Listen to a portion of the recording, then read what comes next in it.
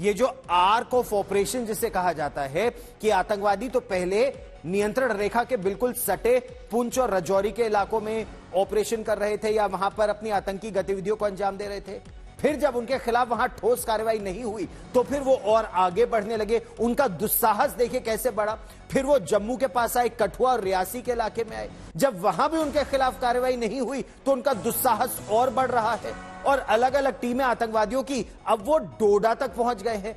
अब सबसे बड़ा खतरा यह है कि अब भी अगर कान नहीं खुले, अब भी अगर नींद नहीं टूटी तो कल वो या श्रीनगर में हमला करेंगे, उधमपुर में करेंगे या फिर पंजाब में हमला करेंगे और फिर हम एक बार बस कड़ी निंदा और मुंहतोड़ जवाब देने की बात करते रहेंगे। क्या ऐसे पाकिस्तान प्रायोजित आतंकवाद से भारत निपटेगा? इस समय हमारे साथ मेरे दो सहयोगी और विशेषज्ञ जुड़ रहे हैं। सुनील जी भट्ट इस समय डोडा में है, किस तरह से विलेज डिफेंस कमेटी और इनकी बहुत महत्वपूर्ण भूमिका है। सुनील जी भट्ट हमारे साथ जुड़ रहे हैं और former army commander, army training command general Raj Shukla हमारे साथ जुड़ रहे हैं। लेकिन सुनील जी, आप इस समय ग्राउंड जीरो पर है जहां वीडीसी यानी ग्राम रक्षा समिति की महत्वपूर्ण भूमिका है, लेकिन कहां सफलता नहीं मिल पा रही है।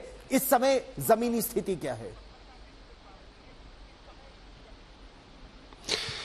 जी बिल्कुल गौरव, इस समय मैं डोडा जिले में मौजूद हूं और मेरे बगल में जो आप ये दो व्यक्ति देख रहे हैं ये दरअसल ग्राम रक्षा समूह के सदस्य हैं और इन्होंने अहम भूमिका निभाई है गौरव 90 के दशक में और 2000 के दशक के शुरुआती वर्षों में, क्योंकि कश्मीर घाटी की तरह ही जम्मू संभाग के जो पहाड़ी जिले हैं, चाहे डोडा हो, पुंछ हो, राजौरी हो, ये आतंकवाद से काफी ज्यादा ग्रस्त थे। लेकिन सुरक्षा बलों के अथक प्रयासों से और ये जो ग्राम रक्षा समितियां बनी थी तब, इनके अथक प्रयासों से यहां आतंकवाद जड़ से उखाड़ दिया गया और ये क्षेत्र आतंकवाद मुक्त हो गए। और अब चूंकि आतंक अपना सिर एक बार फिर इस क्षेत्र में उठा रहा है, इसीलिए ग्राम रक्षा समूह की जो भूमिका है वो अहम हो जाती है, क्योंकि इनको इस क्षेत्र के भूगोल का पता है, यहाँ के चप्पे चप्पे का पता है। तो सुरक्षा बलों के लिए ये एक अहम भूमिका निभाते हैं। ये उनके साथ कंधे से कंधे मिलाकर कार्य करते हैं। और ये जो है इनकी एक जो इनका एक ग्रीवांस है वो ये है कि इनके पास जो गौरव ये आप राइफल्स देख रहे हैं, ये 303 राइफल से आउटडेटेड है।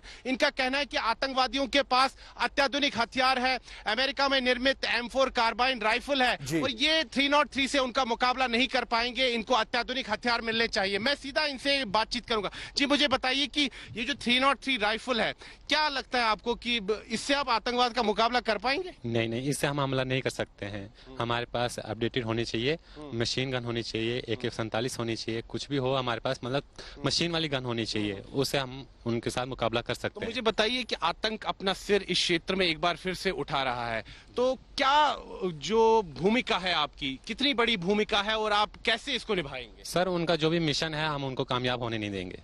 नहीं होने देंगे उनका कामयाब। तो गौरव, आपने एक बड़ी बात सुनी कि हमलावर खबरदार, देश के दुश्मनों खबरदार, जम्मू संभाग की जनता है तैयार।